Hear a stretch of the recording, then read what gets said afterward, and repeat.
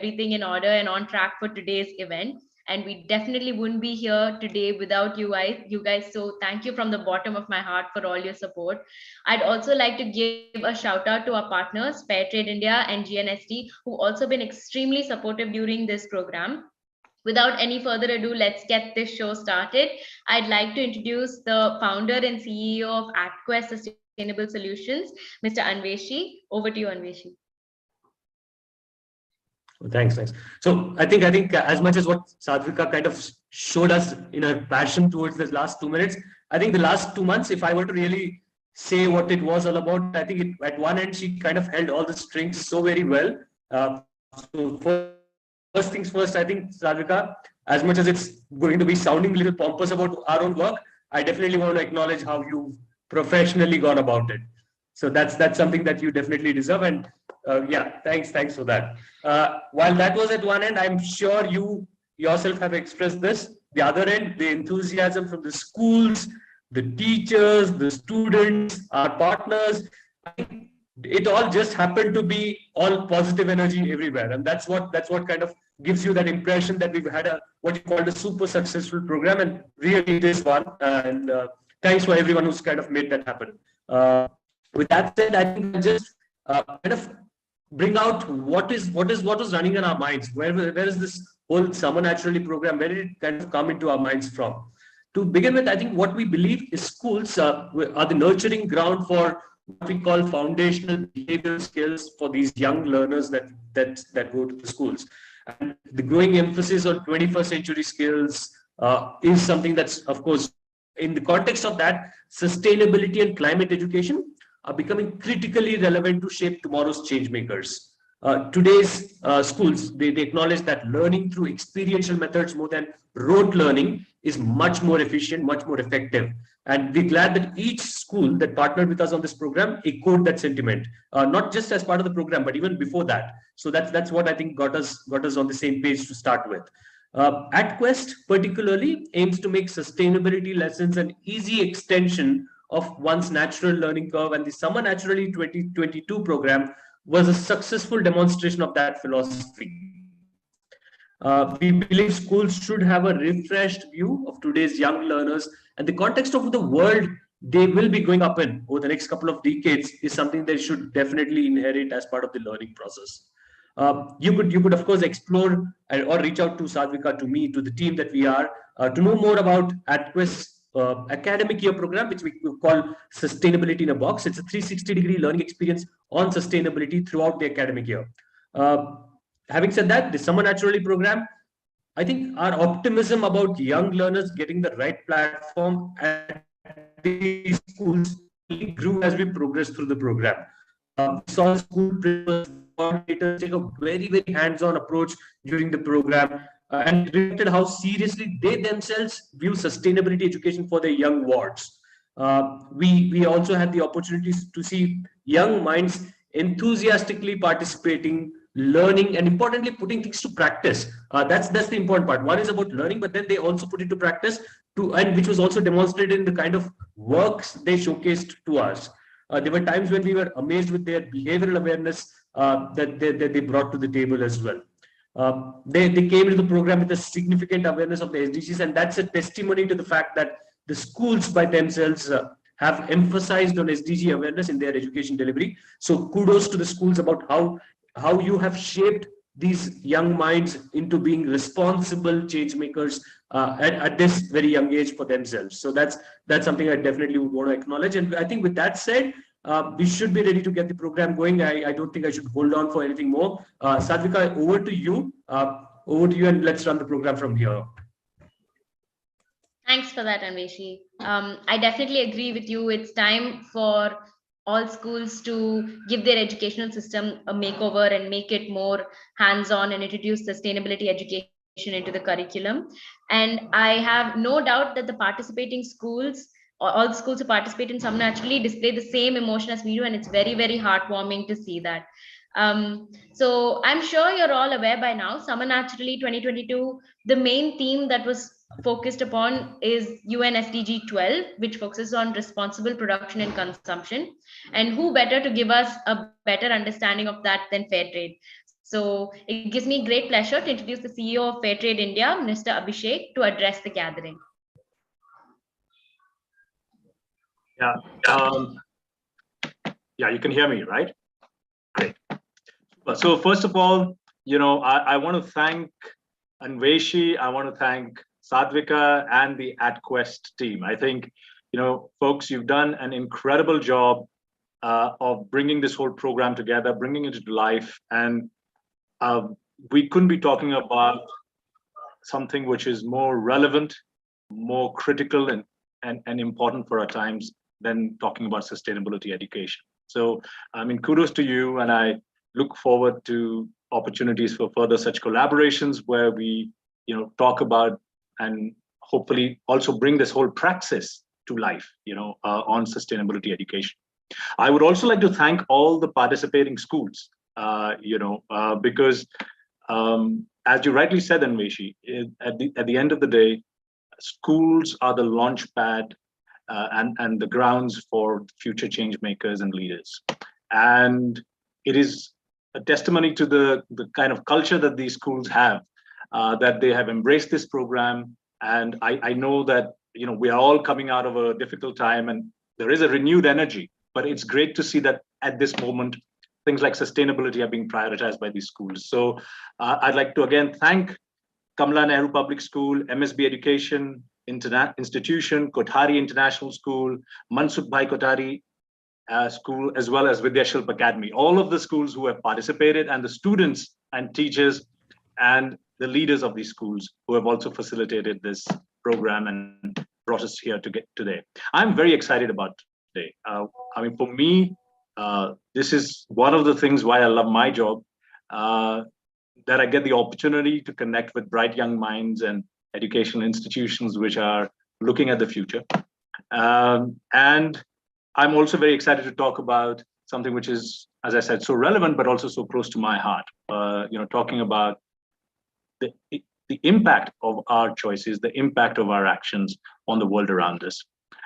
One of the things that struck me about the Summer Naturally program when Anveshi started talking to me about it and when I read about the material was that it actually started at a very fundamental level and at a critical level, which is necessary for all of us today, which is definitely something that the education institutions of today have to nurture and develop and acknowledge.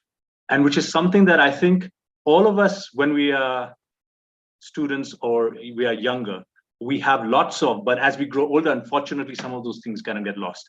And for me, that was curiosity, right? It kind of, for me, the program was just a huge spark to get people thinking about what their choices and what their lifestyles and where they're living, how that is affecting everything around them, be it the environment, be it the people. So for me, that was something very important, that there was a lot of emphasis on that student curiosity, sparking that curiosity, and then obviously taking that forward through research, through dialogues and discussions, and then obviously then taking action and putting that into something for the program. So for me, that was incredible. And today I just want to talk about maybe 3 C's that I feel. So the first that I want to talk about is about the curiosity aspect of it and how that reflects and how it's really critical. I think in sustainability, to have curiosity in today's day and age is very important. I want to talk about choice, right? Because that's also where it links in. And I want to talk about how this is a continuous journey, right? So I saw some of the aspects of the program, and I'm really excited to also see what the students have developed and taken it forward as. But when I think about curiosity, for me, it's important to connect that, yes, to the big global concepts and the challenges that we are seeing, of course, climate change and how and what is triggering that. Inequality, another one of the unfortunate social realities that got exacerbated during the pandemic, right? I don't know how many of you came across media stories and research which showed that during the pandemic, actually, the rich have gotten richer, and those who were at the vulnerable end of our global society, but also equally true for India, have also unfortunately gotten worse off, right? And yes, one must think about and understand how and what is driving this. But equally, I think it's important to draw the connection and to be curious about things in our everyday life, right? And it's those everyday life choices and aspects of our everyday choices that also in many ways connect to some of these things, these big global challenges and problems. So let's see if we can have a little bit of, I don't know if the chat is activated for everyone. I hope it is. But let's hear from everyone. How many of us can draw the connection between our chocolate and what is happening? And I assume most people in our session today love chocolates, right? So the connections between chocolate and what is happening to the rainforests in Indonesia. And any guess what is the connection there? Or chocolate and what is happening in the rainforests in Western Africa? Either of them. Anybody here wants to kind of take a shot of that? Okay, I'm going to just take 10 seconds, give everybody 10 seconds if they want to type up. Otherwise, I'm happy to share that video. Child labor, yes, Tanay, thank you. There is a connection there, very strong. Chocolate is very closely connected to child labor. Fantastic. The production, yes, fantastic. Absolutely. The forests, absolutely. The deforestation which is happening, absolutely. Hey, well, I'm probably preaching to the choir already, but you folks are already super knowledgeable and aware about this. So I think, Anveshi, that's another tip of hat to the Someone Naturally program, where you've got them thinking about all of this. But that's very right. So I don't know how many of us know, but most of us, the chocolate that we buy today in India has two critical ingredients. One is obviously cocoa. Cocoa is a key ingredient for chocolate anywhere in the world. And that comes for India, most of it comes from West Africa. While we grow some cocoa in India, most of it in India is imported, actually. And a large amount of it comes from West Africa, countries like Ivory Coast and Uganda. And the other big ingredient in our chocolate, sadly today, is palm oil.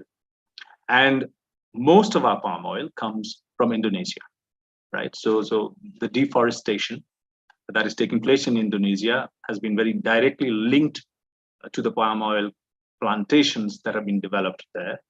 And similarly, the cocoa cultivation in West Africa has been also very closely linked to deforestation there, and a lot of child labor there, right? So while we may not be knowing, our choice of chocolates may be contributing to that, right?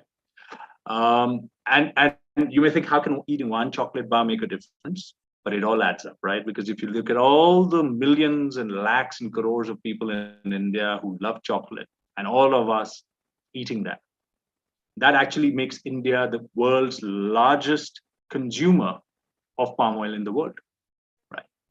And it makes us one of the big contributors of cocoa being imported from West Africa. So this is one such case that I wanted to just draw, where you need to be curious, right? Again, the bringing out that whole interconnectedness and that curiosity between what I'm eating this chocolate, I love it, I enjoy it, but what's happening with that? Is that contributing to some of those big things that we read about or think about in terms of climate change and global inequality? Another product, is fashion, clothes. Again, anybody knows the connection between your t-shirts and, let's say, the Noyal River in Tamil Nadu? Anybody knows that? What's happening in the Noyal River and how your t-shirt could be connected to that? Water consumption, great. Thanks, Varsha. That's spot on. That's definitely there. Wastewater pollution. Praveen has really hit it on the head. That's exactly it, right? So Noyal River flows next to a city called Tirupur. Now, Tirupur is one of the big garment production hubs of our country. A lot of exports happen from there. Fairtrade works with a lot of producers there and manufacturing units there. And Noyal River, literally, right up to a few years ago, the color of the river was not muddy or you know the normal blue that we normally put in our pictures, right? It was really red and purple, right? And that was a direct result of the wastewater and the chemical treatments from the manufacturing of these t-shirts which were going into that river, right? So again, you may not know, but closer to home, you know, you will see how you're wearing a t-shirt, something that you may think, hey, it's great, makes me look good, is leading to pollution within your country to the extent that literally all the fish in the river had died, right? And there were dams, and there are some harrowing images that Hindu had picked up a few years ago, where there were dams which you could just see a dam of dead fish, right? And that's all the toxic chemicals being poured into that river to make the t-shirts that we love, right? And another sad fact, and another value chain that we work with in related to our t-shirts is that, you know, we have nearly one cotton farmer committing suicide every 60 to 70 minutes in this country, and this has been going on for 22 years plus, right? So again, you know, these are things that we may not know of. These are things that we may not be joining the dots on. But if you're curious, you're going to keep checking and asking, what's happening? What's happening behind this color that I've got on my t-shirt? Should I be thinking about dyes, color dyes? And should I be thinking about the people behind some of the materials that are being made? And I think, again, someone naturally has picked that up very nicely, where it has started that conversation and that curiosity in your mind. Another one, I'm not going to bore you. I know I have limited time. I've already taken a lot of time, but I want to just quickly talk about a couple of other case studies. You might have heard of the connection between rice and what happens to the air quality index in Delhi, right, in November. I think most of us must be aware. Anybody wants to just quickly put that in, the connection between rice and what happens in Delhi in November? That's one of the big topics that we hear, right? Okay, in the interest of air pollution, exactly. They are burning hay and husk. Everybody knows that. So it's actually not hay and husk, they're burning stubble. So the farmers need to clear in November after the harvest of rice. They need to clear the farms. And as they clear the farms, obviously, you know, there is, once they've harvested, there's a bit of stubble left on the ground and they want to clear it. And the fastest and the cheapest way to do it would be to burn it, right? And so that's what leads to the smog and the stubble burning, leading to the air pollution, the AQI, which just jumps through the roof, and all of us need the air purifiers. And sometimes even with 2 air purifiers, it's not at the safe levels, right, in a room. So that's again a connection. And then finally, I don't know how many of us here are allowed to drink or drink cold coffee. But those of us who love our cold coffee, like me, I love my coffee. You know, there is a connection directly to what's happening when we drink our coffee to what's happening in the Western Ghats. Western Ghats, by the way, is a UNESCO World Heritage Site. And, you know, what we're seeing there is rapid deforestation. And the ramifications of that would definitely affect people like me who are living in Bangalore, where there is talk of the Kaveri River having reduced water availability because of that, right? And Bangalore is on the cusp of one of those water scarce cities where, you know, we could see droughts sometime in the next decade, right? And profoundly affecting a huge urban populace like Bangalore. So again, how many of us are thinking about what's happening? Where's the coffee coming from? What's happening to the coffee, right? So the package is going into it. Exactly. So once you start thinking, and folks, it is like a chain reaction, like a nuclear reaction, right? Once you start thinking, once you start, that curiosity bug sits in your head, there is no end to this. And it is so important. It is just so critical that in the context of sustainability, we don't just take things for granted, but question and be curious about everything that's happening, right? So it's important to recognize that. The common thread across all of this that I wanted to kind of share, I shared about 4 things which are there in our everyday life, is that a lot of this unsustainable practices are also very closely connected to the economics behind it. You know, Why do the farmers burn the stubble? Because they feel, and this was something that was picked up actually a few years ago when they were interviewing farmers, saying, why are you burning the stubble? Literally journalists reaching the farms and say, because they say that we don't get the right price for the rice. We do not get enough price so that we can actually employ labor to, pull out this and then dispose it properly, right? So we're not getting the right price. The market is giving us a poor price. And so therefore we are left with no choice, right? The effluents that are not going to, and by the way, for everything that I've mentioned right now, there are laws. So it's not that the laws are not there. Okay, I want people to understand that laws are a necessary condition, but are not a sufficient condition. Having laws makes implementation of some of these practices easier. You have the weight of the law behind it. Some of these laws are getting framed, and especially on the social side, we're seeing now a growing realization how social economic sustainability is connected to the environmental sustainability. But for all of this, so there's a law against stubble burning, right? There is a law against cutting trees in the Western Ghats. But you're seeing that, right? Why did the coffee farmers cut the trees, at an accelerated pace in the last few years? That's because the coffee prices, as recently as 2018-19, were at a 13-year low, right? That means the last time the coffee prices was that low was in 2002, 2003, right? And so therefore, what do the coffee farmers do? Coffee is not paying their bills. They start cutting trees. They start looking for other forms of agriculture practices which doesn't need shade.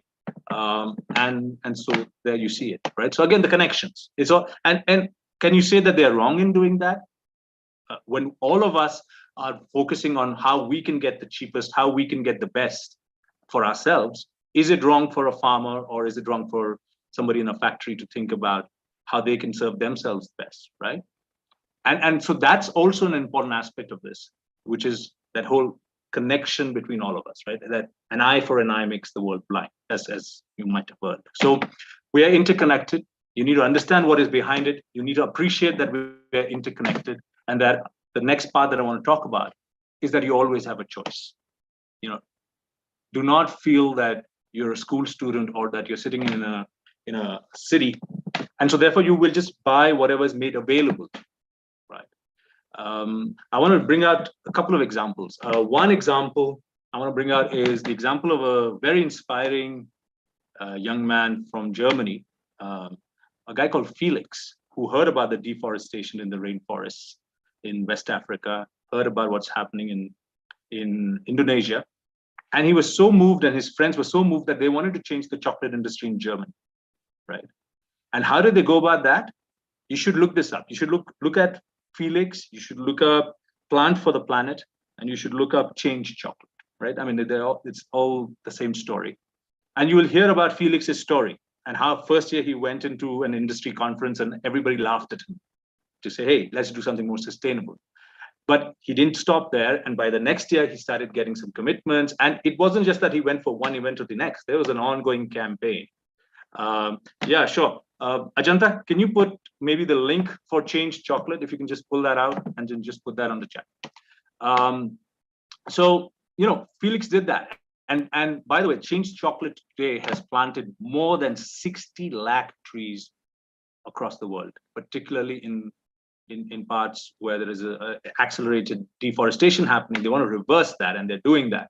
They're also sourcing sustainable, pushing, but also getting the industry to focus on sourcing sustainable cocoa and contributing to education of the farmers' children. So a very inspiring story where these bunch of young children literally have started changing an industry by that choice. And they got big business rallying behind them because they realized that, hey, this is something important. And they realize that the youth care about this, that it's not that we'll just accept whatever comes our way, that they want this change to happen, right? And so that's one, that you have the choice and you have the power to change.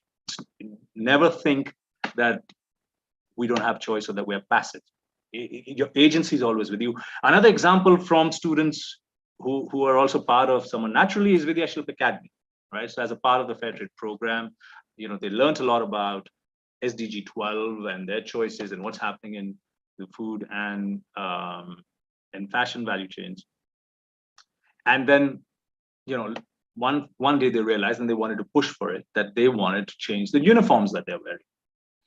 And it was a long and painful journey. It took us a lot of time convincing and informing parents, finding out where the uniforms get made, all of that. It's not something that happens overnight, but I tip my hat to the persistence of the students and the faculty, that they got this whole process done. And then we finally were able to bring about a more sustainable uniform made out of recycled polyester, because polyester does go into uniforms, and sustainable fair trade cotton, which uses less water, and is fair to the farmers, right?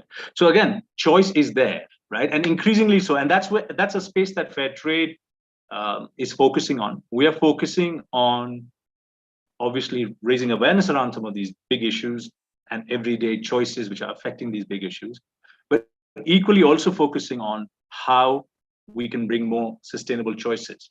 But a critical part to that, and this is as true as it was 35 years ago when globally the fair trade movement started, as it is today.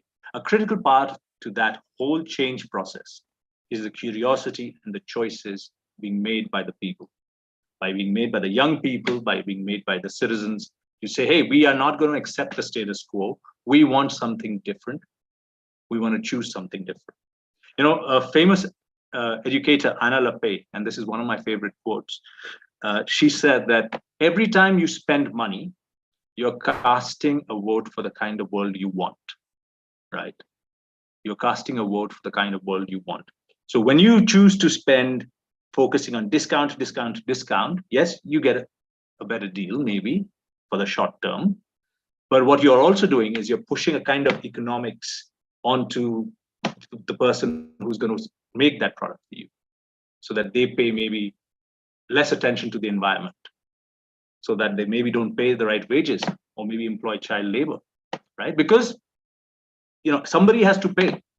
Whether you're paying for it or somebody else is paying for it or the environment is paying for it, there is a cost to that production, right? And your choices are making a direct impact on that. And when you choose something sustainable like fair trade, where we have embedded within that sustainability values and principles to say, hey, the farmers must cover the cost of production, something so basic, right? And any businessman will say, I would never sell anything below my cost of production. I couldn't sell it for too long. I may sell it as a promotion, but I can't do it as my business model. But the farmers are being forced to do that year after year, right? The environment. And when the farmers, by the way, get forced to do that, you have the stubble burning, you have toxic chemicals being brought into the value chain. Some of those chemicals are banned by the government, but they still get used in our country, right? Why? Because they're cheaper, right? So the choice is yours. Don't think that this climate change is something that is being caused by an industry that you are not privy to, right? We are all running cars with petrol. We are all wearing clothes. We're all, most of us eat chocolate. And so our choices have that direct impact. And you, if you're curious enough, you will choose and look for sustainable choices. And if they're not there, then actually the real fun of change begins, because then you can be an agent of change by just writing in, saying, hey, why don't we have more sustainable chocolate, Mr. Cadbury's, Mr. Ferrero, right? Why don't we have more sustainable fashion, right? And that's your choice. But anyway, sorry, I hope I haven't painted too grim a picture. What I also want to say is that with Summer Naturally today, we are celebrating. We're celebrating this journey of curiosity and choice that is being kickstarted. We're celebrating the fact that all the students who participated in this great program have taken a big leap, the next leap, I would say, on that path to sustainability. And which brings me to the final point that I wanted to make, that this process and this journey is a continuous journey. This is not something which will happen overnight in a revolution. I wish it did, right? There's no magic wand which is going to change it. We have to change the system. We have to change unsustainability wherever we see it and bring more sustainable choice and consciously choose. And of course, I mean, I must confess, I'm not living in sustainably in every aspect of my life, but I realize, and I don't beat myself about it, but I realize that, and I also keep working towards that. And I think that's what it is. It's a continuous journey.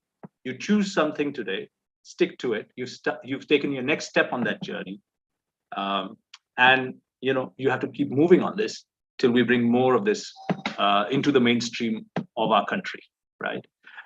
So in again, famous words of Bangari Matai, when you're faced with big challenge, do the best you can, but keep doing, right? So thank you so much for giving me this opportunity to connect with you, to speak with you, and to be part of this program. And congratulations to everyone.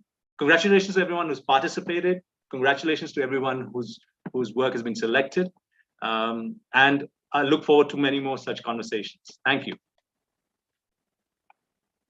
Thank you. Thank you, Abhishek. Thank you so much for your valuable insight. I think this definitely showed students how they can, in their own way, make their own impact on the bigger picture, and also, kind of brought them up to speed on what's currently happening to the big picture right now. I love how you stressed upon the 3 C's: curiosity, choice, and continuity of journey, which is exactly what AtQuest had in mind when we designed Summer Naturally. So thank you so much for that. Next, I'd like to call forth Dr. Munir from GNST, another one of our esteemed partners. Thank you, Sadvika. Thank you so much. I won't be able to turn on my camera because I'm in Kashmir, so we have some internet fluctuation here. So please bear with me. So I would like to thank Sadvika and Professor Sapna Narula, the president of actually she was supposed to speak today, but she has some medical emergency and she was not able to. And then I would like to also thank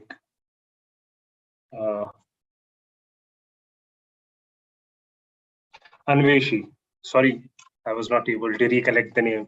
It has been a long that we have not been in touch.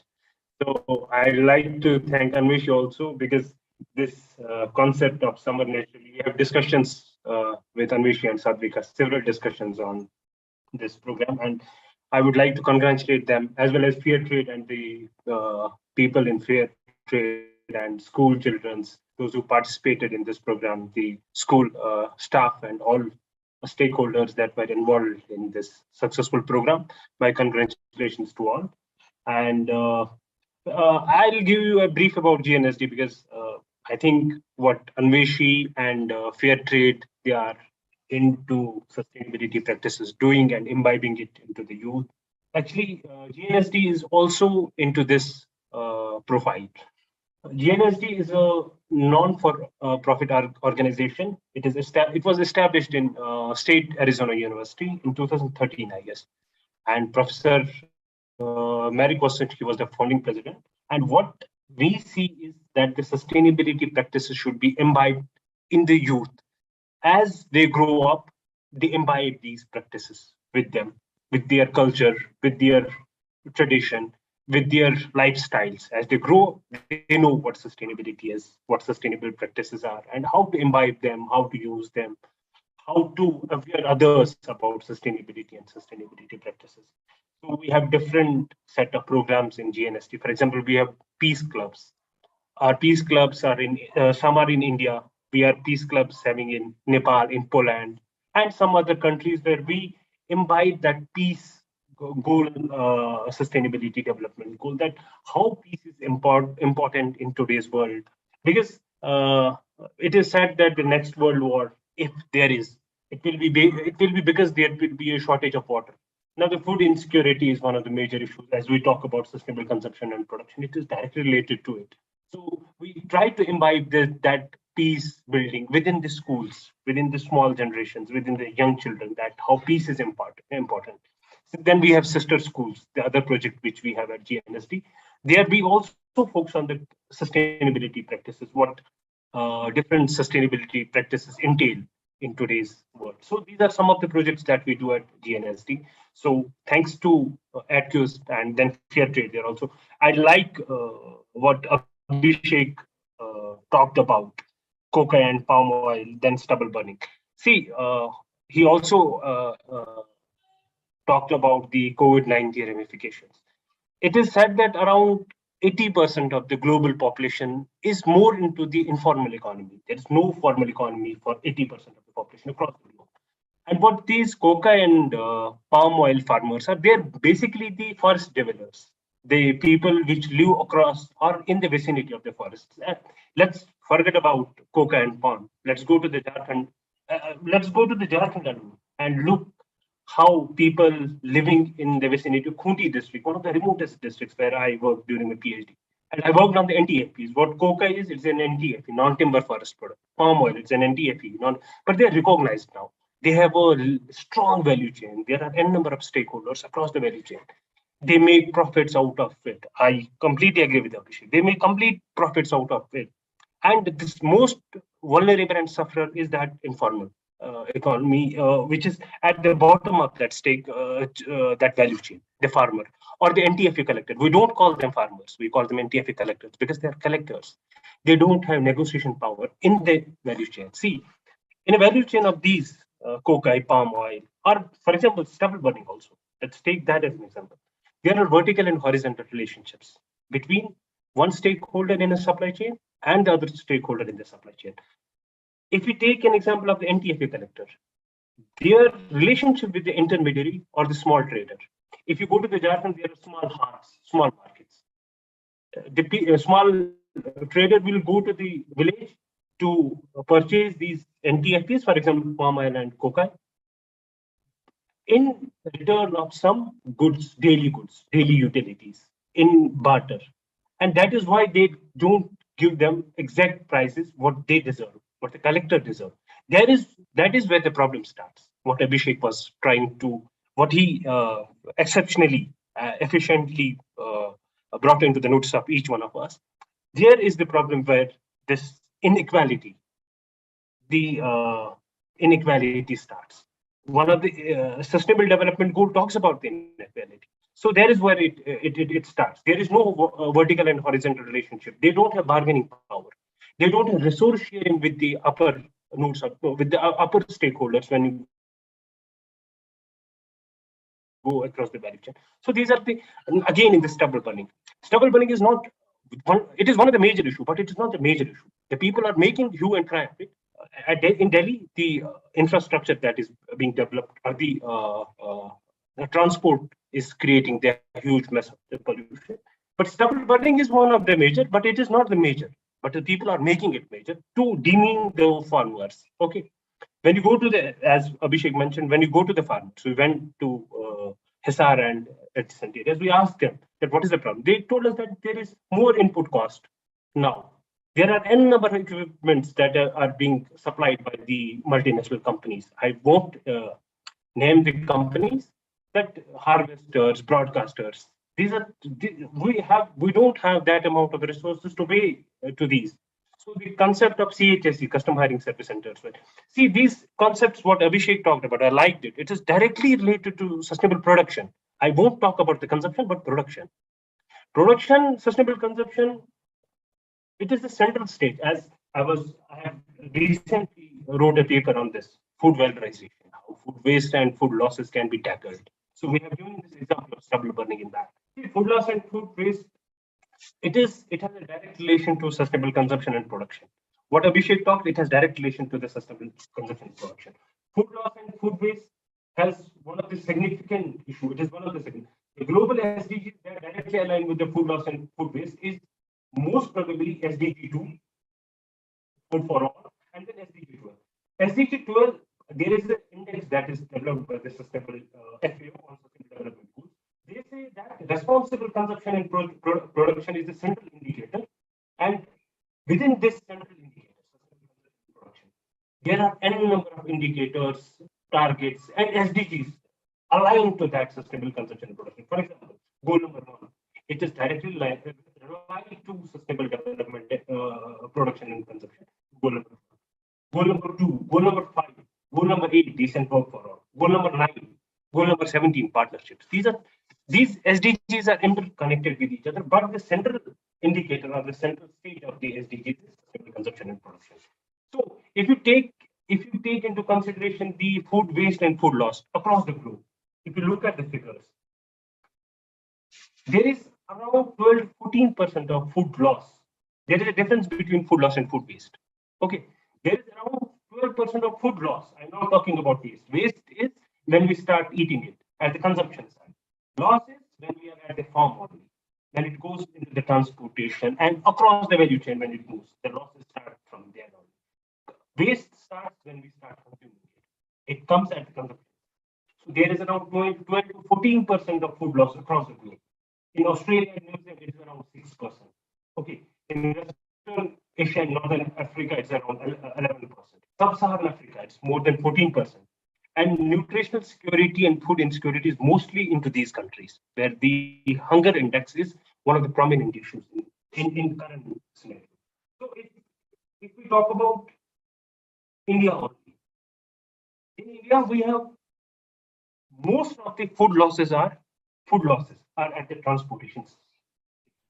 When we start harvesting, we start losing the most of the food. When we start moving across the value chain, it starts from the transportation, then goes to different nodes of the stakeholders and different nodes of the value chain. So we need to tackle these issues in a way that food loss is reduced. Now, food valorization is one of the practices that has been put in. There are n number of alternatives. For example, stubble burning.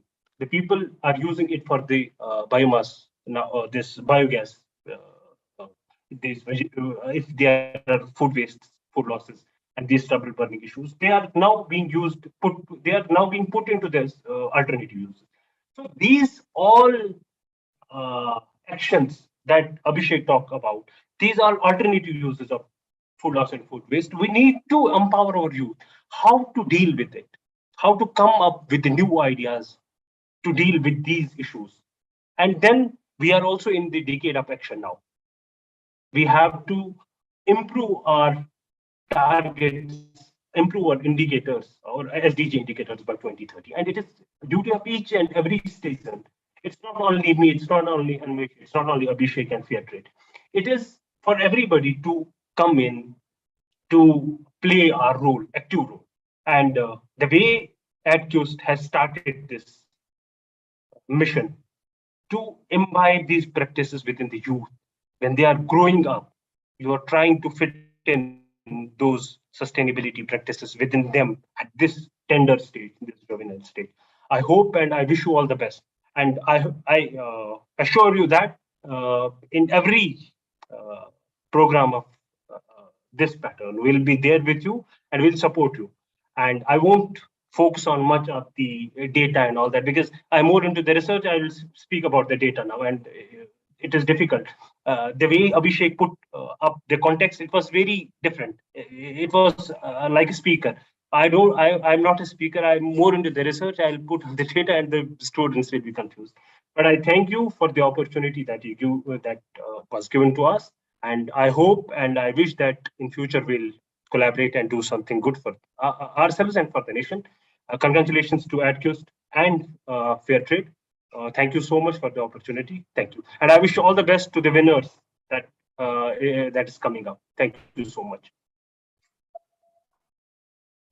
Thank you so much for sharing your thoughts, Dr. Munir. You help shed light on other concepts like infrastructure, education, health, and food insecurity. And all these things indirectly impact sustainability. These are topics that we don't think about very often, but we definitely should. So thank you for that. Thanks for also highlighting the most crucial sustainable development goals. Now, it's time to celebrate the winners of Summer Naturally 2022. I have a small presentation that will showcase the winners. The following students were found to be overall toppers in their respective classes amongst all the participating schools, which is incredible. They will all be receiving gift hampers courtesy of Fairtrade, full of Fairtrade goodies. They should be receiving it hopefully sometime next week. I'm sure they've also already received winner certificates which have been shared with the schools. Let me quickly share my screen.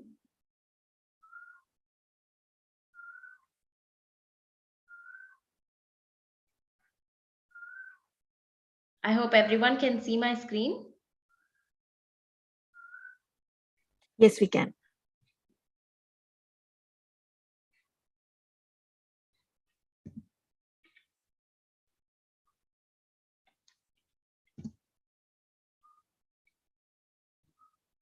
Sadhvika, the audio is not coming through.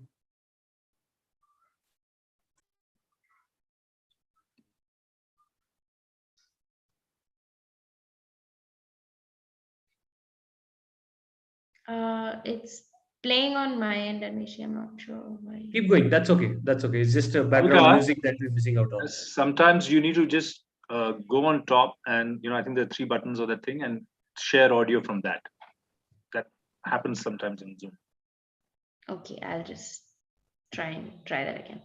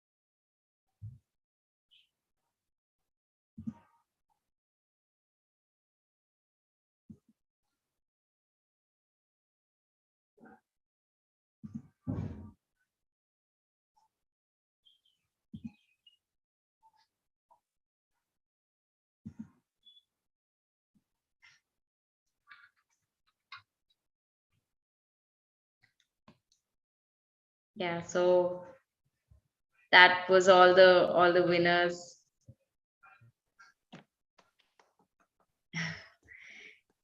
So congratulations again to all the winners. We couldn't be prouder of your achievements. I would also like to add that we have also identified intra-school winners for each grade. And alongside these winners that you have just seen, those students and their artwork will also be featured in their school's version of the Summer Naturally Snapshots 2022, which we've already shared with the school. So hopefully you guys get to see that soon. Now let's see what the students have to say about their learning experience over the summer.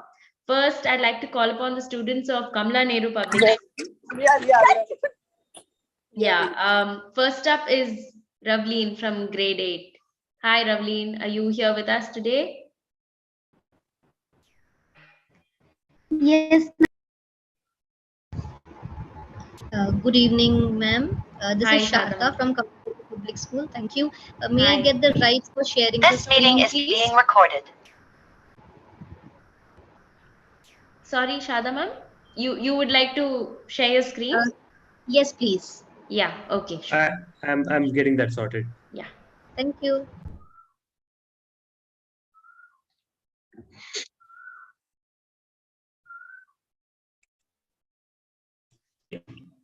You should be able to do that now.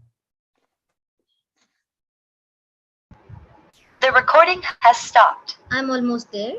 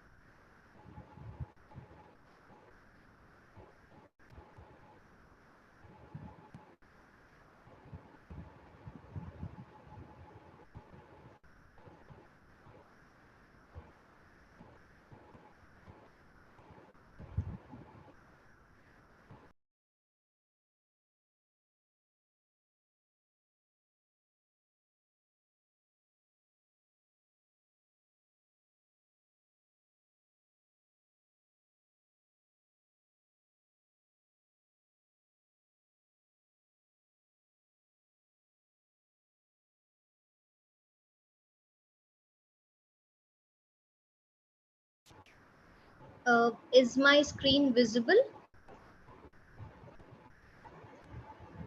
Ravleen, Sakshi, you can Yes, unmute. Yeah, you can unmute yourself. I'm going to the PowerPoint presentation. Okay.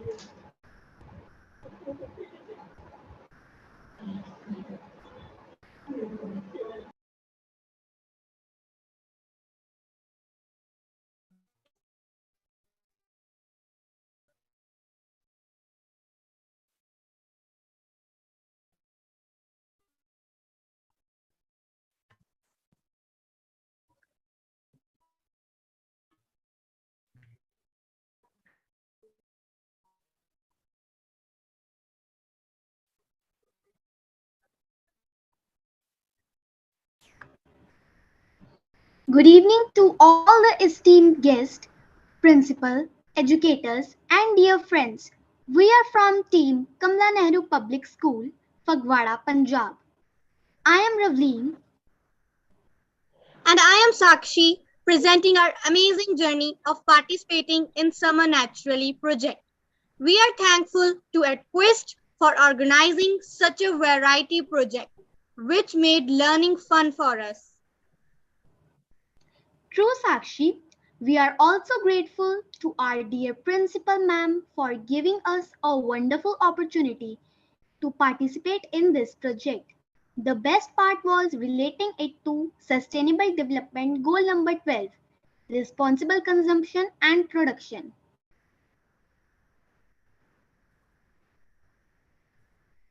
So, Ravleen, let's begin sharing experience on behalf of all our friends. Let us describe our learning objectives achieved during this sustainability project. They are 5 in number: select, research, present, evaluate, and win respectively. Step 1 included selection of an object from the list. Step 2 was all about how, what, and who of the product through research. Step 3 gives us chance to be creative, capture our research. Step 4 was about our learning evaluation that was done via quiz. Step 5 results of intra-school and inter-school winners were shared with everyone. We suppose Summer Naturally is a wonderful example of project-based learning. I agree, Ravleen. See here the pictures while we were watching YouTube videos to understand the flow of the project. Oh yes, we had utilized our zero period as well as a few activity periods also. Many of us even noted the steps to do homework. I remember that we had a lot of doubts and queries. We are so thankful to our mentor, class in charge, and coordinators for guiding us. Yes, how can I forget it? We all were doing further plannings. Next day, about 5 to 6 students shared with the whole class what they understood so that we all are on the same grade. Yes, so now let us listen to Prananya, who shall share about the various skills we learned during the project.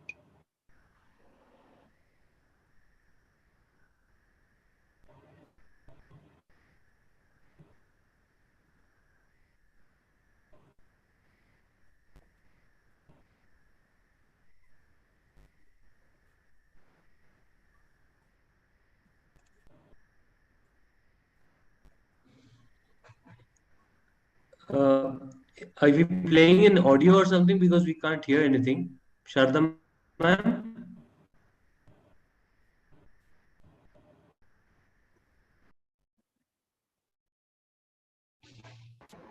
Yes, sir. Wasn't it audible? No, we couldn't At least I could. Can someone else also quickly confirm? Yeah, no, not audible. Okay, I'll Yeah. reshare the screen I once think again. I'm so sorry. I think the audio Yeah. needs to be shared. And I think it's in the options on the top. Okay. Yeah, I okay, guess yeah. Shardha Share ma'am. system with audio. Yeah, I think I Yeah. missed it. Yeah. Yeah. Please. Extremely sorry. That's okay.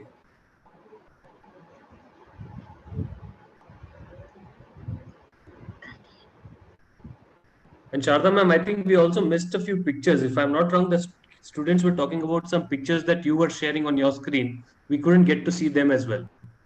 Oh, is it? I thought the Yeah. screen is visible there. No, I got the screen share option. I clicked on share system audio, but then the share is not highlighting here.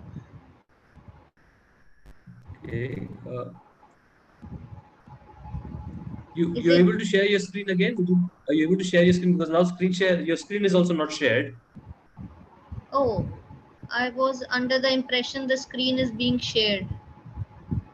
Now it is not. I mean, it was probably shared, but it had frozen earlier. Oh, I think. Is it visible now, Yeah. sir? Yeah. Yes. Yes. Yes. Okay. So We quickly, can maybe I. just look at them again because I'm sure. Yeah, this is very nice. Please. Okay. Yes. From beginning. Right. So I'll just put my mic on mute. Bete, Sakshi and Ravleen, extremely apologetic. Could we start again? If that's okay, sir, if time permits. Yeah, absolutely yes. Absolutely yes. Please. Okay. Bete, Sakshi and Ravleen, you can start once again, dear. Okay, Okay, ma'am. ma'am.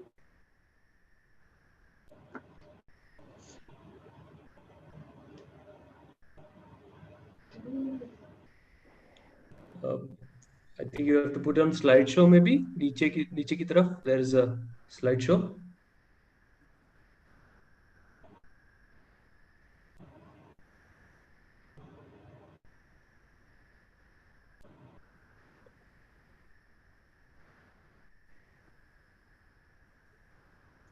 Press F1. I put it up for slideshow. Isn't it visible when I do slideshow?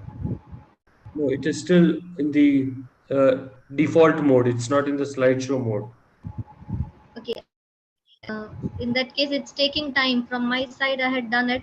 How do we go about? Do I share the I think you PPT can with? just keep moving the slides, Sharda ma'am. While the students are talking, if you are okay, comfortable, you can keep moving the slides. We are able to see the slides. It's just not in slideshow. You can move the slide one after the other so that it is going along with the students talking. All right. That will be great.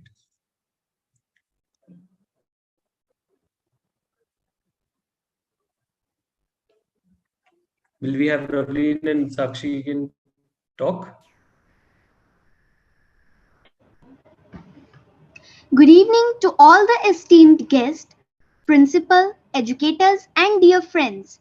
We are from Team Kamla Nehru Public School, Fagwada, Punjab. I am Ravleen. And I am Sakshi, presenting our amazing journey of participating in Summer Naturally project.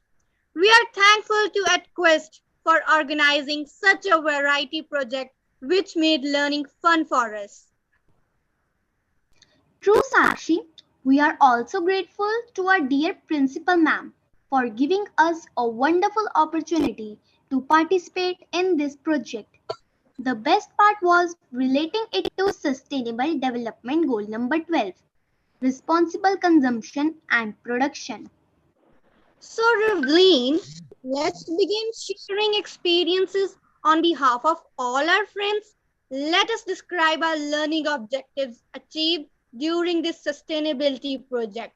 They are 5 in number: select, research, present, evaluate, and win respectively. Step 1 included selection of an object from the list. Step 2 was all about how, what, and who of the product through research. Step 3 gave us chance to be creative and capture our research. Step 4 was about learning evaluation that was done via quiz. Step 5, results of intra-school and inter-school winners were shared with everyone. We suppose summer naturally is a wonderful example of project-based learning.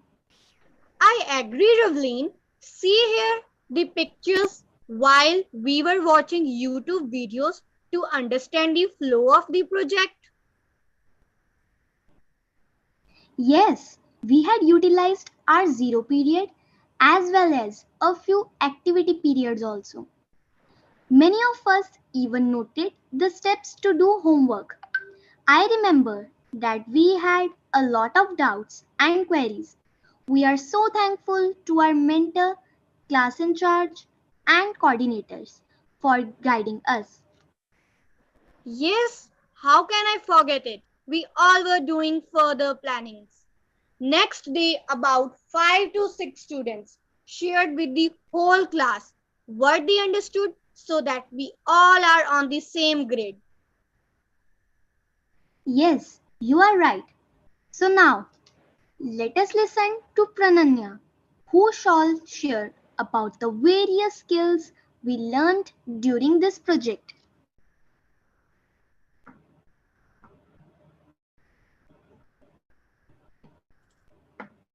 No, Sharda ma'am, audio is not coming through.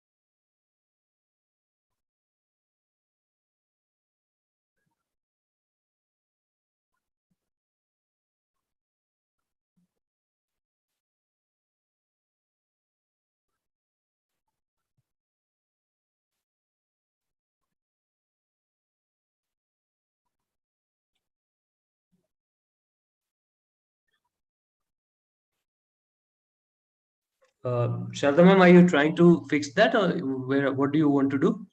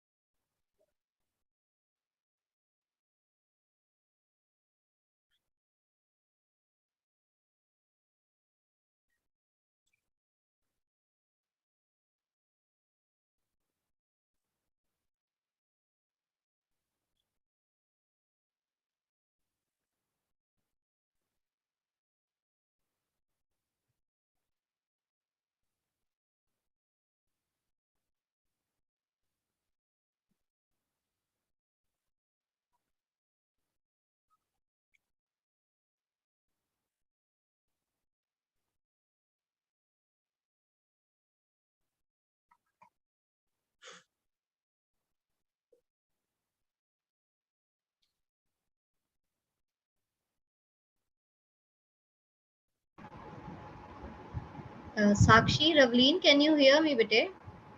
Yes, ma'am. Yeah. Yes, ma'am. Okay, I start screen share again. So continue after Prananya's video. Okay, ma'am.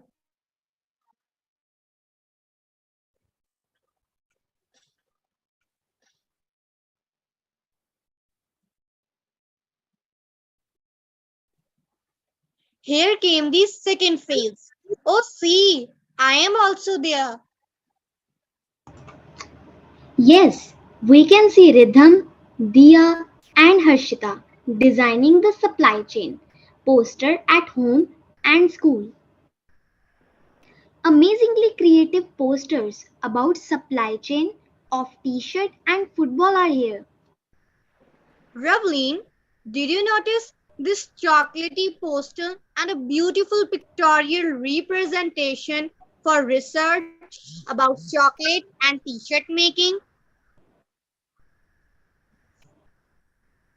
Are they not beautiful?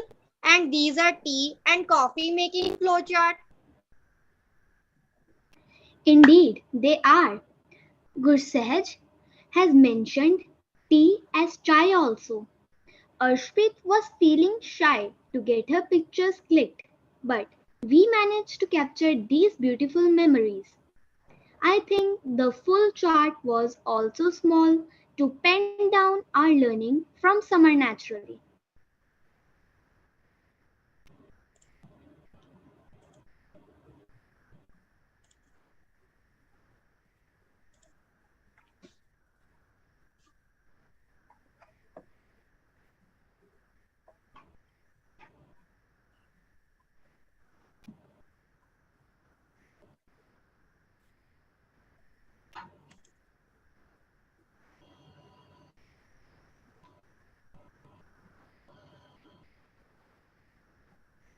Pavni and Harshita posters are also very colorful and vibrant. And here's me and Hajot's poster. After that, 20, the day came of 28th April. We all were eagerly waiting for the online quiz. These are a few screenshots shared with class in charges after completing the quiz. Sonia is already enjoying summer vacations at her grandmother's place. She has shared video messages with us. Let us listen to her.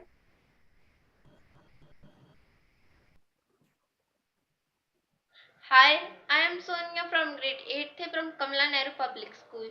I want to tell you about my topic that is chocolate. Chocolate is one of the things most of the people like. So first I want to tell you about the one who discovered the chocolate. He is Joseph Ferry who in 1847 discovered the first chocolate bar. Then we had discussed how the chocolate is made using the ingredients and the whole process of chocolate. We had also discussed how to make the chocolate wrapper using the foil. This whole topic is related to SDG goal number 12, that is responsible consumption and production. Thank you so much, Sonia. So now, here I would like to present our school winners that are Master Gursidak, Miss Prananya, and Miss Sonia. We are so proud of our friends. Well done.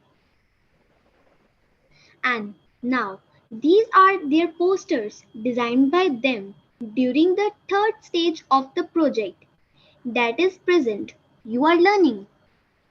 Oh wow! Another exciting news.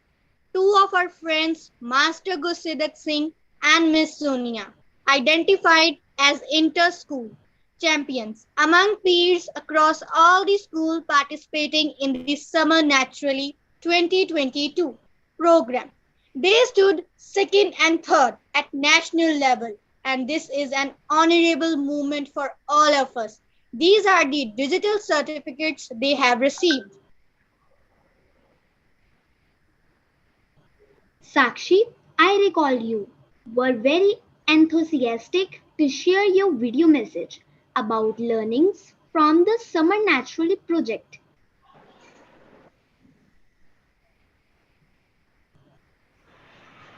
Good morning to all of you. Myself Sakshi of grade 8 from Kamala Nehru Public School. I have learned so many things in this project. In this project there is production of food and about its material which tells us about that how the product is made, and there is supply chain which go through their process step by step. The supply chain is going, as we took an example of coffee. If we need to make coffee, we need milk, sugar and cocoa powder. Then we can complete it. So this I have learned in this project. Thank you. That was great, Sakshi. Thank you, dear. These are the certificates of our school and our dear principal ma'am. So once again, thanking the organizers of Summer Naturally at Quest and our loving institution, Kamla Nehru Public School. We bid adieu, sayonara. Hasta la vista. Ciao. Signing off, Rivlin. And Sakshi on 4th June 2022. Thank you. Thank you.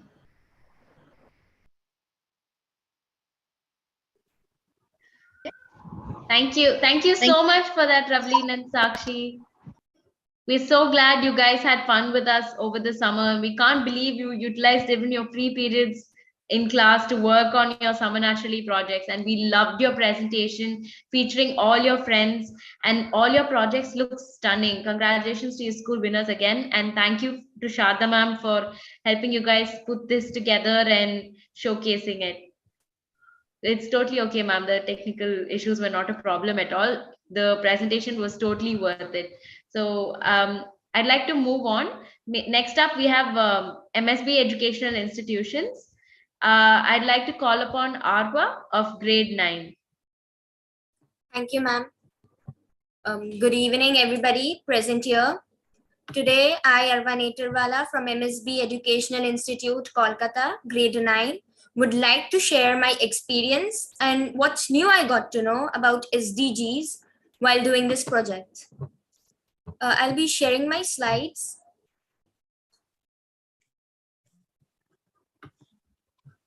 You should be able to do that now, Arva. Check. Yes, yes, sir. Yeah.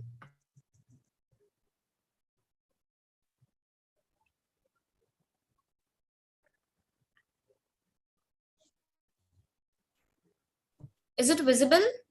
Yes. Yes, Arva. Yes, Arva, it is visible. Start. Okay. Sustainable development goals. Sustainable development is the pathway to the future we want for all. Leave no one behind. The Sustainable Development Goals, SDGs, also known as the Global Goals, were adopted by the United Nations in 2015 as a universal call to action to end poverty, protect the planet, and ensure that by 2030, all people enjoy peace and prosperity. As I said, leave no one behind. Summer Naturally program helped me explore more about the SDG 12, responsible production and consumption.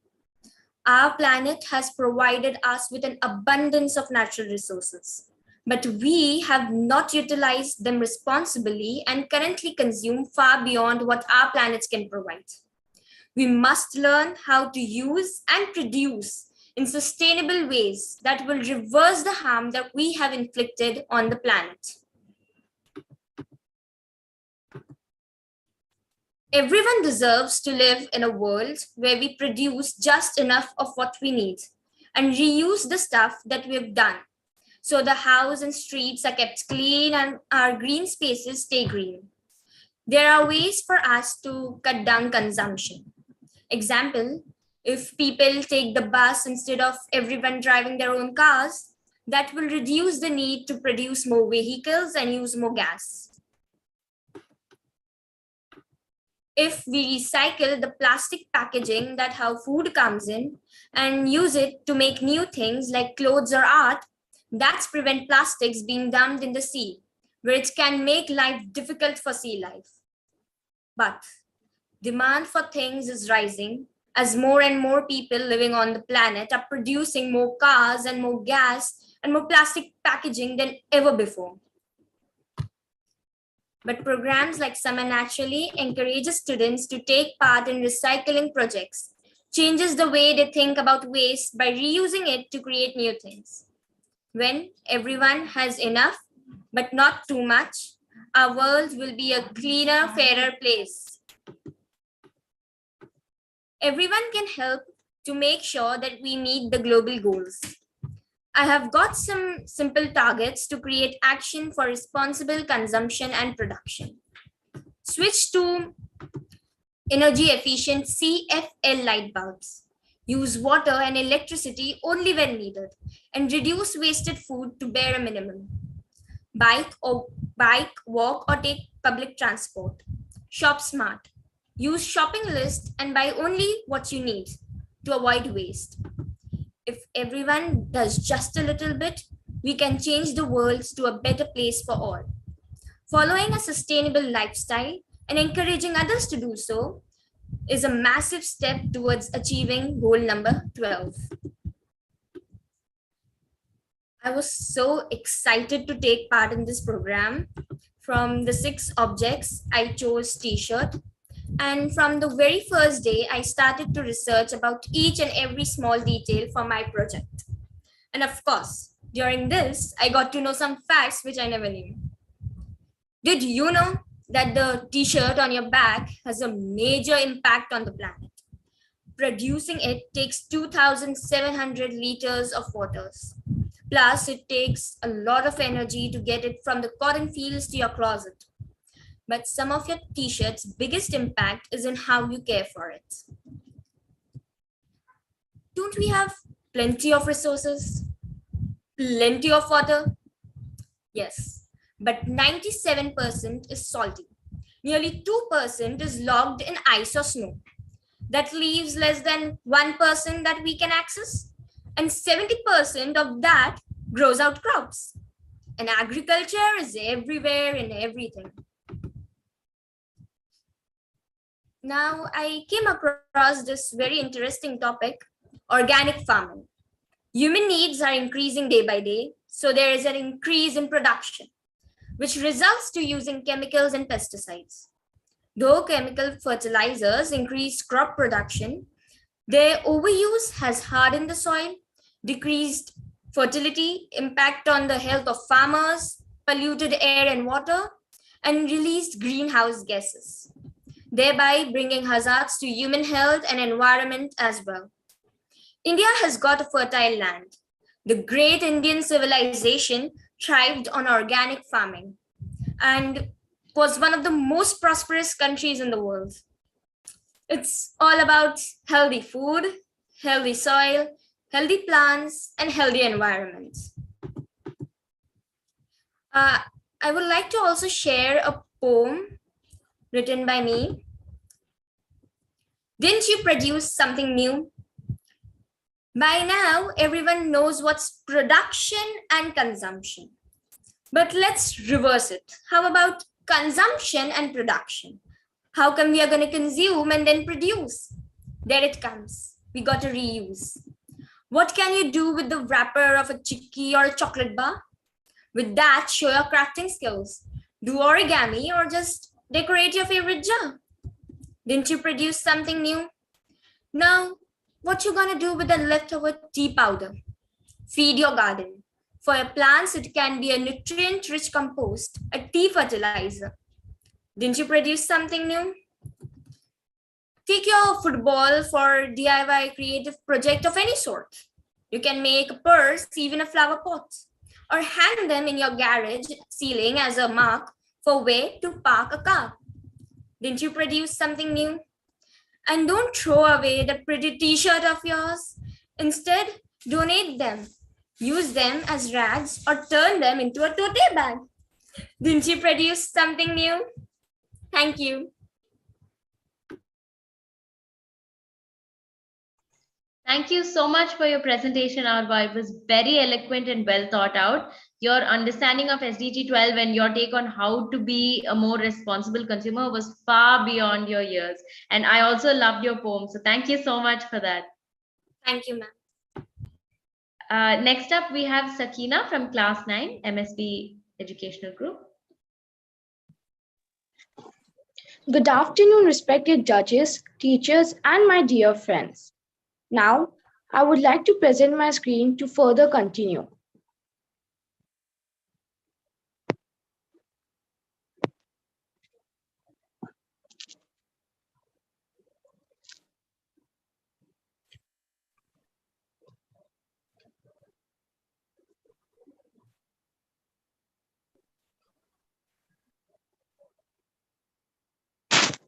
Is my screen visible?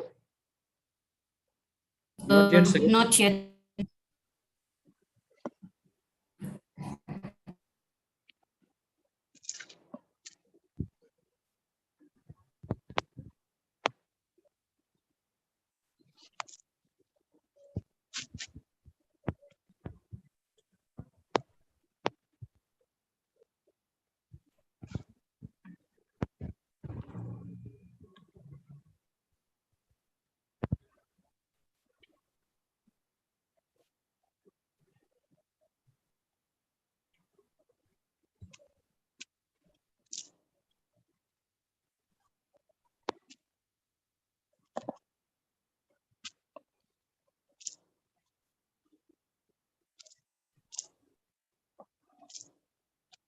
Now is it visible? Yes, Sakina. Okay. Environment is no one's property to destroy. It's everyone's responsibility to protect. With this quote, let me start my speech. Today, I'm here to share my experience as to what I have learned from the project given to us by Summer Naturally. I was very excited but lazy at the same time to complete my project, but somehow I pulled myself together and decided to start with the project. Slowly and gradually, I started taking interest in the research work and chose the item coffee to work upon, as I found it very interesting and captivating. What I learned from this project was that how the coffee we drink in different avatar grows from a seed and lands straight into a cup after so much of time and such hard work put in by our farmers. It takes nearly 3 to 4 years for coffee to grow. I also learned that how growing of coffee affects the environment both positively as well as negatively. Coffee that is grown by traditional means are cultivated under a shaded canopy of trees, which provide a valuable habitat for indigenous animals and insects as well as prevent the topsoil erosion and remove the need for chemical fertilizers. But coffee production is altering rainforest ecosystems which negatively affect the plants and animal species living within. Now, let me share some of the eco-friendly ways to discard the used coffee. First, pest repellent. Sprinkle used coffee grounds around your plants to protect them against destructive garden pests like ants, snails, and slugs. They are repulsed by the smell of coffee. Second, fertilize your garden. If you grow camellias, roses, or other acid loving plants, then used coffee is the best fertilizer for you.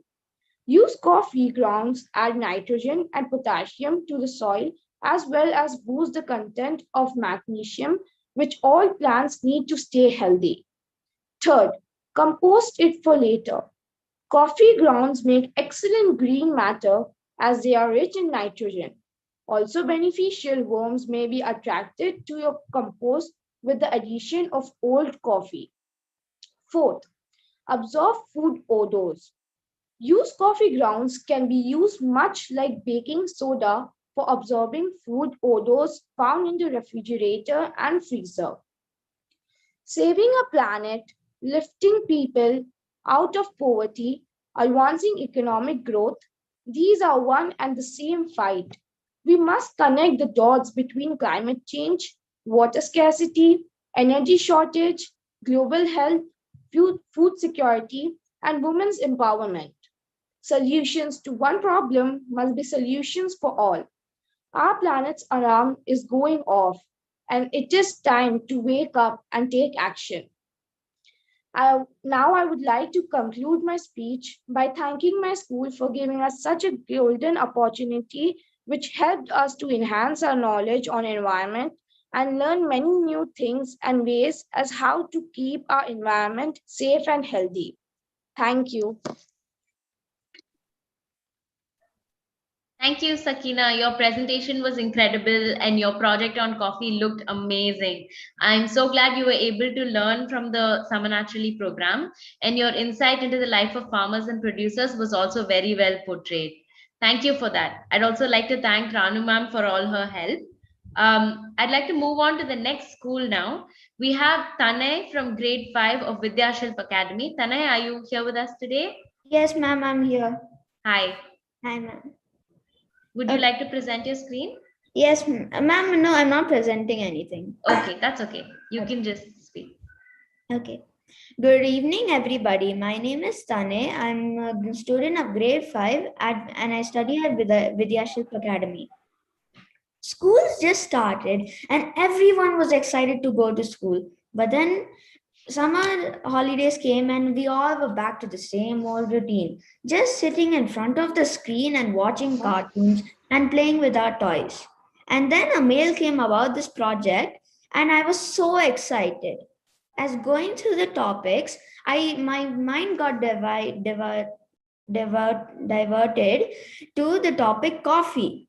And then I would think about the great food that would be with coffee, like a dosa with filter coffee, or maybe a cappuccino with some warm chocolate croissant, or maybe just a cold coffee with whipped cream and a cookie. And then my mind started to wonder, where does this nutty, chocolatey, sweet, refreshing, bitter goodness come from? I had thousands of questions. That's when my mother gave me a book called The Coffee and to read. And reading through it, I was amazed by how much love, care, and hard work goes into the process of the coffee bean from the farm to the cup. Coffee is the second most traded raw material in the world and is the widely consumed beverage worldwide. And then reading at the end of coffee's life, I was taken aback that what happens to the packets, the disposable cups, and the filters. That goes into our landfills, which is affecting our soil and our planet. So I've taken a small effort. Whenever I go to Starbucks, I take my own cup with me and tell them to make my beverage in that as a sign that I refuse to disposable cups. So I would request you all to find new ways of adapting to sustainable living and sustainability. Thank you. Thank you so much for that, Tanay. Thanks for sharing your experience with us. And I'm so glad you found a fun alternative to watching cartoons this summer.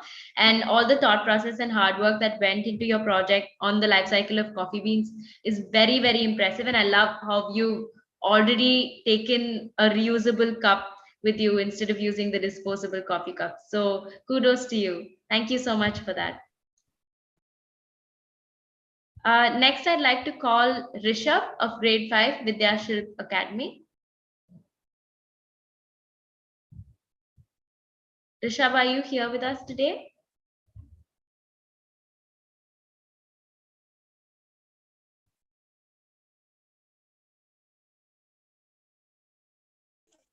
Looks like he's not, Sadhika. I can't see the name on the list.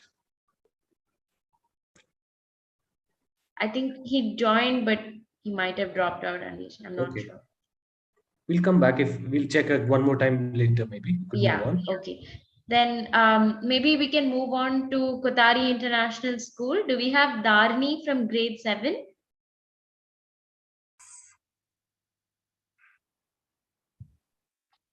Hello, am I audible? Yeah, hi Dharani. Hello. Would you like to share your screen? No, I'll just go ahead with the speech. Okay. Good evening, everyone. I'm Dharini Patel from grade 7 Kothari International School, and I had participated in the Summer Natural program. At first, I found the SDGs slightly hard to understand, but with time, effort, and a great amount of research, did I actually understand the word sustainability and its true aim. Sustainability in this case means to meet human development goals without the depletion of natural resources. And SDG 12, responsible consumption and production, supports this very concept. I made a cycle of cotton t-shirts and the experience was extremely amusing. from the raw materials to the processing of cotton, to the dyeing of cloth with natural dyes, to the compost bin, and again back in the soil to grow cotton plants. To make the project eco-friendly, I used the newspaper as a base, and the pictures I pasted in the chart were also taken from the News Shuttle, which is a children's newspaper. So in case the project paper is not needed anymore, it can be thrown away in soil as it is totally biodegradable. It was enjoyable to research about this topic, and the outcome came way better than I expected and was gratifying. So I would like to thank the teachers, the principal Ishita ma'am, the school management committee, and the Summer Naturally team for giving us this opportunity to learn about this topic and expose us to sustainable development and how to be a responsible citizen. Thanks for giving us this golden opportunity. Thank you so much, Dharni. I loved your take on sustainability in SDG 12, and I'm so glad you were able to learn from your project on the life cycle of a cotton t-shirt. And I've seen your project and I think it looks super. Next, I'd like to call Sudhanshu of grade 10, Kothari International School. Hello, ma'am. Hi, Sudhanshu. Good evening. Good evening, ma'am. I would like to just speak. Is it okay? You'd like to share your Hello. screen? No, I will just speak. Okay, yeah, go ahead. Okay, so hello everyone. I'm Sudhanshu Kaikinge from grade 10 of Kothari International School. So Summer Naturally project program was a really great experience for me, as this gave us a chance to just explore and know about what we are using and consuming in our daily lives, like chocolates or t-shirts, and to know what they are made, their ingredients, the process, and the main thing is it that it is harming our environment or not. The new concept like carbon footprints or the SDG goals were also introduced to me. Even the cotton bags we prefer over plastic bag nowadays still causes a ton of damage to our earth, which was very shocking for me because it uses a lot of chemical fertilizers, pesticides, and a lot of wastage of water. And we cannot forget the carbon footprint that we learned. But still better if we dispose it correctly than the plastic bags. I learned a lot of disadvantages, not only of the cotton crop that I was working on, the cotton t-shirt, but also the whole agricultural industry. As this industry is extractive, that simply means that we are taking the nutrients from the soil and using it without giving back the nutrients we used. Before high-scale agriculture was in use, the native tribesmen used to take a patch of land from the forest and burn the area first, which would put the nutrient back into the soil from the vegetation. Then this would be used for growing crops. But after one use, they would leave the land for the nature. The forest would regrow itself, but in modern time, it is simply not possible because everyone has some private properties or government property. So leaving one land is not possible. So thus we are reducing the fertility of our mother. And to everyone to understand this topic and to do something for it, we just have 40 years of more nutrients on our soil. I think the Summer Natural project were really great as they designed the project in such a way that we had videos in every step of our project. We had to make our own poster through our research. That was really great. And Summer Naturally program was through all over India. So it gives really wide areas to identify what we have to do. I really had fun while going through all the new data and fact I was browsing on the internet. Like it was not only me, but my brother and my friend which were helping me in collecting the data, brainstorming the issues and creating the final project. It was also really great experience evaluating the new facts and information with our friends, which we both would have gathered through the program. But still, I remember the day before the test, we all friends were on an online meeting discussing what was going on the test because no one probably knew what questions were coming. So we were just having the fun of it. I'm really glad that our school gave a concern about this program. Thank you. Thank you. Thank you so much, Sudhanshu. I think your understanding on the carbon footprint and the negative effects of producing cotton tee clothes was spot on. And I love how you included your brother and your friends in the research process for your Summer Naturally project. So thank you so much for that. Thank you, ma'am. I'd like to move on. Last but not least, I'd like to call forth the students of Mansukh Kotari National School. First, we have with us Mandan of class 7. Hello, am I audible? Yeah, hi Mandan. Hi, so I am gonna share my screen for the project.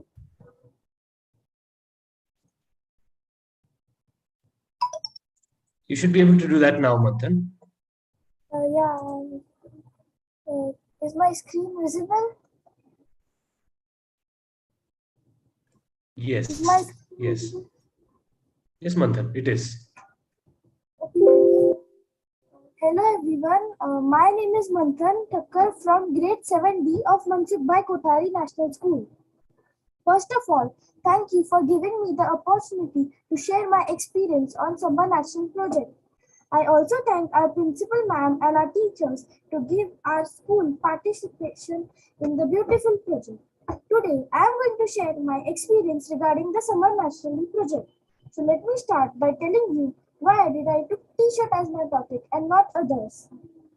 I started doing research on all products like tea, coffee, t-shirt, football. I started finding details like how could I dispose them biodegradably, how are they made, their sustainability, etc. Finding info on all of them was a very exciting task, but information I gathered on other topics was a bit incomplete, I felt, whereas I had a lot of information on t-shirt. Hence, I felt comfortable presenting my ideas in the project with the help of t-shirt. Then, the second challenge I faced was that how can I represent my information in a creative and a meaningful way in the project. This was a very difficult task. I spent a day trying out things and seeing if they were working or not. When my mom was chopping vegetables, her fingers started bleeding by a knife. She had put a cotton to stop the bleeding. I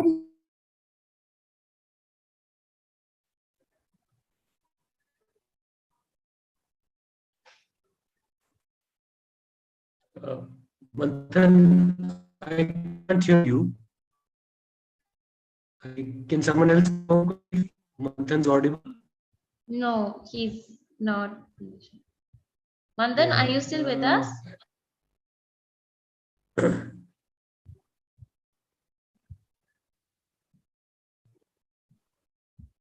Hello.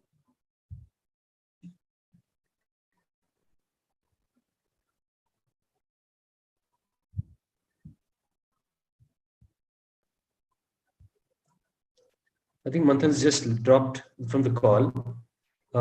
Would you want to get in the other student and then get back to Manthan after he joins in? Yeah, we can do that. I think next is Apeksha from grade 8. Apeksha, are you here with us today? Yes, ma'am. Can you hear me? Yeah, we can hear you.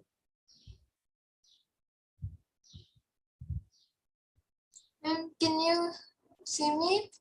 Yeah, you're visible. Okay, ma'am. May I speak? Yeah, please go ahead. Hello everyone and good evening. I am Apeksha Shinai of Mansukh Kotari National School, Pune from grade 8. Thank you for allowing me to speak about my experience. First of all, I would like to express my gratitude to Summer Naturally 2022 for conducting this program and my school for giving me the opportunity to take part in it.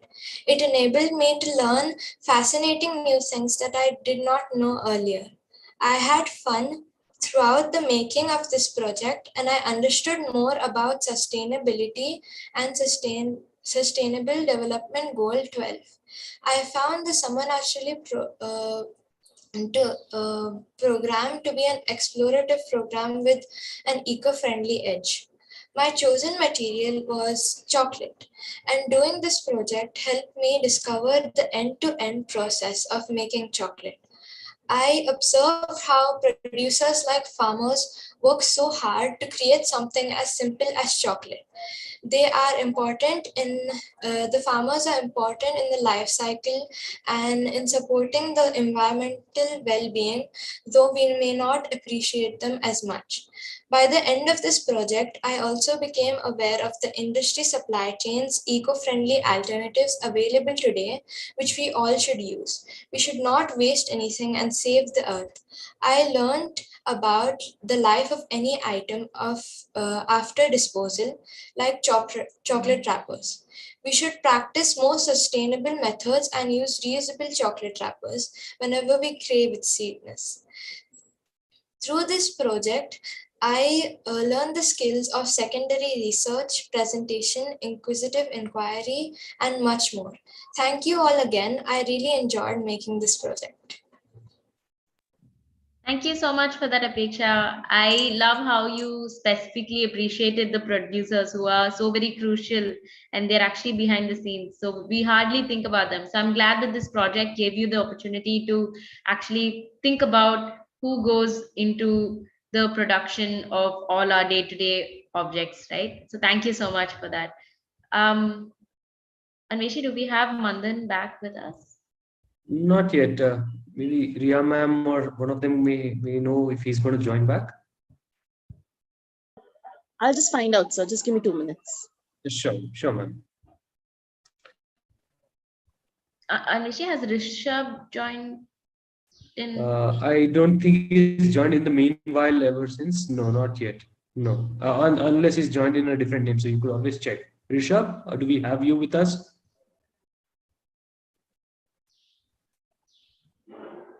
Doesn't look like.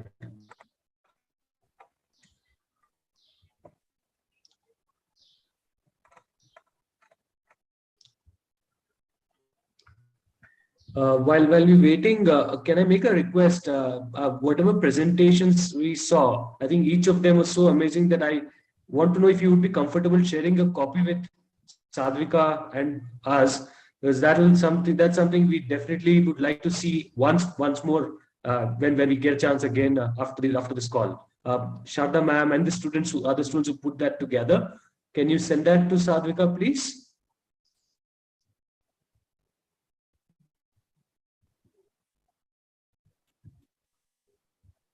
Okay, thanks, Sharda ma'am. I see you confirming on this. Yeah. Perfect. Thank you. That will be very nice.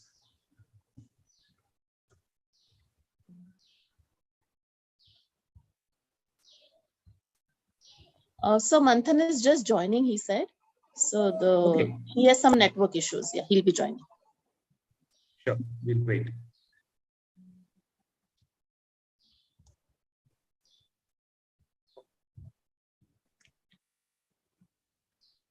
Would any of you want to say something about the program, how we could probably know how it worked, what didn't work? I mean, from the teacher's perspective, we could hear something, we would be very happy to know back.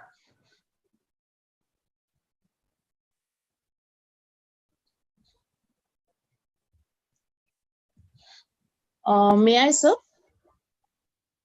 Please. Yes, it was a wonderful. It is actually a wonderful idea, a wonderful project work. I would really appreciate and thank the team for giving us such a platform for the children. But the timings were not, good. All the children went on a vacation. So if it would have been during the working days, the regular working school days, we would have given a better response from our school, because this is such a wonderful project and we teachers were also involved into so much. So point very well said. Yeah, so we just wanted to request you if it could be have done during the school working days. We will give you a better response and a lot of number would be more, and we could also help the children a little bit in school, and we would also get a better scope for knowing more SDG goals. But anyways, in small, it was wonderful. It was a wonderful program. Thank you, ma'am. Thank you, and thank you. Your feedback is very well taken. We'll share something here in Please, continuation ma'am. to what Sakshi ma'am has said. Actually, at Mansukh Kothari National School, we have started addressing and orienting students about these SDGs. We have shortlisted 11 goals, and since last year, we are trying to integrate in our curriculum. So, teachers also are now interested and excited about the same. So as Sakshi ma'am has shared that if it is done during the working days of the school, it will help more teachers to reach out to more students in a more constructive way. So, and Sakshi was one of the teachers, I think she was involved last year also into, we had collaborated on an international level too in last year. So we can do, reach out to more children if we do it, continue or plan something in this academic year. Sure, ma'am. Sure. Thanks for that. Thanks for those points. I appreciate the idea. The way it was put up, it was wonderful. It was really wonderful. Thank you. Thank you, ma'am. Thanks for that. I think we've got Manthan back in the meanwhile. Sadhvika, would you want to get back to Manthan right away?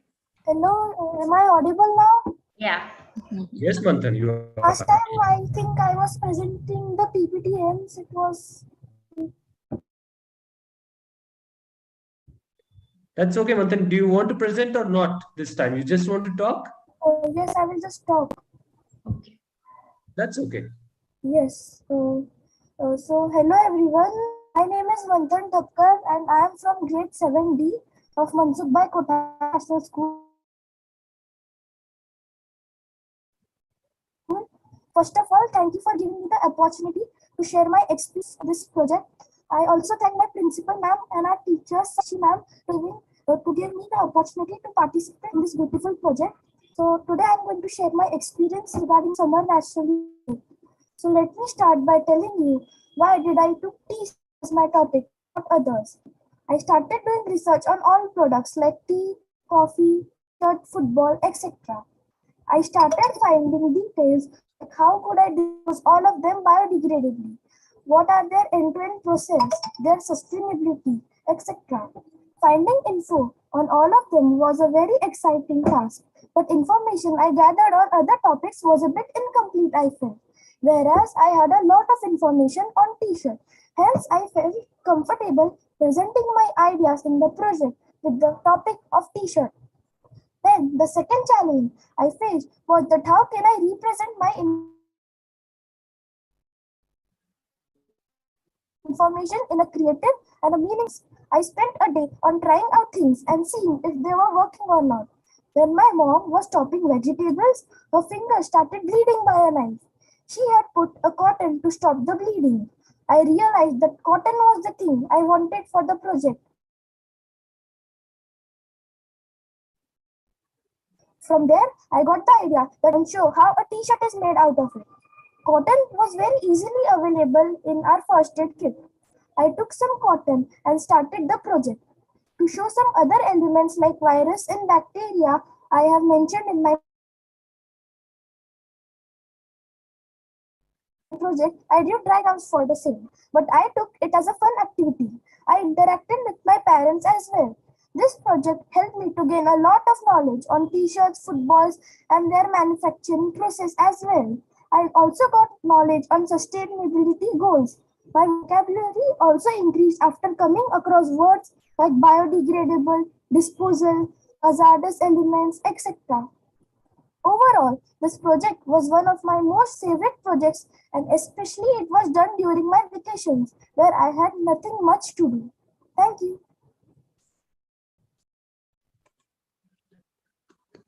Thank you so much, Manthan. That was awesome. I love how you started researching on all the objects before you zeroed in on t-shirts. And I think that I'm so glad that you were able to gain tons of knowledge regarding all the topics and not just cotton and t-shirts and the SDGs. And I'm very glad you were able to include your parents in this researching process as well. So thank you so much for that. Thank you, ma'am. I'm sorry for the inconvenience. That's okay. No worries. Don't worry about it. That's totally okay. I think that's all of the students. Is there anyone else who'd like to add anything? Any of the teachers? Anyone who'd like to say anything?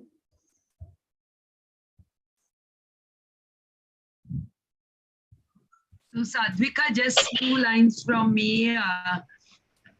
In fact, the conceiving of what is exactly project-based learning, I think very age appropriate, and you could involve and ignite the curiosity through this project. And I would feel that such things which they are using, and the products that you have chosen, the list, initially we thought, students can pick up any object and research on that. But then I think you have given a great thought process to which objects to select for to find out the sustainability of that. And I'm sure these are truly, we are grooming young minds for a sustained future. So thank you all for conceiving this project idea. Fantastic. Thank you so much. So Sadvika ma'am, Anvesh sir, Sharda here from Kamla Nehru Public School. Hi ma'am. So I just wanted to, hello ma'am. I just wanted to put forward that throughout the project, it was so much of learning, so much of learning. At times we thought that children are not going to do it. In the sense, about more than 100 students of our grade 8 participated. The project was for everyone from grade 5 to 10. Then we said, okay, with so many projects going together in our school, let's take one class and let them focus so that at least one group of children learn this. And it's a wonderful example of project based learning, as they also said in the presentation. So the presentation which we gave, I think that was lesser for us because there was so much of work, so many pictures, so many things, and children were like, ma'am, I would like to do, I would like to do. So it was fun seeing them during the work as well, sitting together and making. And of course, the 21st century learning design skills are also developing, communication, creativity. Creatively, they presented these posters and all. So these were the few which we could showcase, and maybe we would like to share the Wakelet link and others wherein we have more number of pictures also. We would like to share that also with you all. Definitely, Thank you we'd for love that. organizing. Yeah, thank you for organizing such an event, because classroom teaching within the four walls, that's already done. It's being done everywhere. So now children everywhere, they need these type of projects so that they are able to present themselves, and maybe after 10th, 12th, they have those skills which are currently needed in the market. So thank you for the thought which was there. And I think all the schools, big congratulations to everyone who could go ahead. And I'm so happy listening to these young children of grade 5, 6.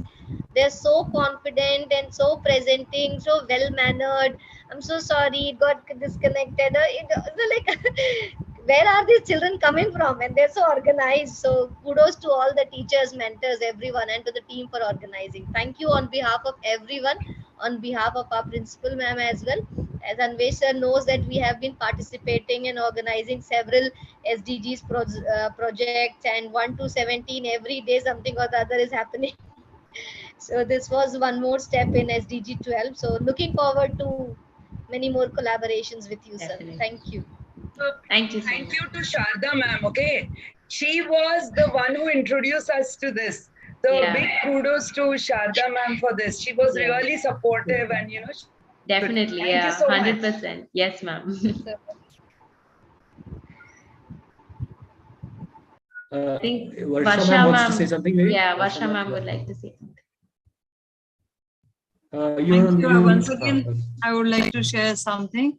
I want to say thank you to AdQuest team and Abhishek sir from Fairtrade. Sadvika, you are amazing. And the way you strike a chord with children. And Abhishek sir, listening to you was a very good experience. And I was thinking of a lot of points what you were talking about. And you mentioned something like curiosity, and that needs to be explored. And now the schools cannot stick to teaching of 5 main subjects. And this project was amazing, and few children participated. but the time has come, and rather I would say now we are running out of time if we have to do something. So we need to do something wherein we involve maximum students, or rather I would go to this length and say all the students, and all the students should do something, and they must know what are these SDGs, and at least start with orientation towards this, all the goals, and then go ahead one step from orientation to then some action researches, and then we can mobilize the students' power in future then. So we can and we should sit together and plan out something wherein all the children of the school are participating and they are given an opportunity. And I'm sure we will be able to do something in future, near future. Thank you so much. It was very nice and satisfying to know when I communicated. I was so happy the day Pradna introduced me to, the Summer Naturally and Fair Trade. That day, I can't tell you how happy I was that yes, somebody is there who is working on this and I can take help from them. My children will be benefited. Now they would know this and we will be able to do something. So that feeling of that, elated feeling I had that day. I hope it continues in future also, and we'll keep on working in team. Thank you so much from the bottom of my heart. I'm expressing my gratitude to all of you. Thank you so much. Thank you, ma'am. Thank you so much. That means a lot. Thank you, ma'am. Thank you so much. And look forward to working together. 100%. Yeah. Okay, I think we're coming close to the end of our session today. I would like to say that I loved every second of working with all of you all, Fairtrade, GNST, and all the schools and the students. Looking at your wonderful projects was so inspiring, and I personally have learned a lot from running this program and looking at the students' work. And I'm so grateful that you guys were all able to find time over your summer break to come up with these stunning pieces of art. Nothing short of Picasso level. So I'd once again like to thank all the teachers and the parents who also helped the students pull this off, and the coordinators without whom I definitely couldn't have been here today. So big thank you to all of you. You're fantastic. And I hope that you guys share what you've learned over the course of this program with your friends and your family, and you continue to imbibe sustainable practices into your daily lives. So thank you so much for your time over the summer and on this wonderful Saturday afternoon. We hope you have a great weekend. Thank you, guys. Thank you, everyone. Thank you. Thank you. Thank you, everyone. Thank you. Bye. And thank you, Sadhvika, once again. And Anveshi, this is really amazing. Thank you, Abhishek. Thank you. Absolutely. Thanks all. Thanks. Thank you, everybody. Thank you, Pranam.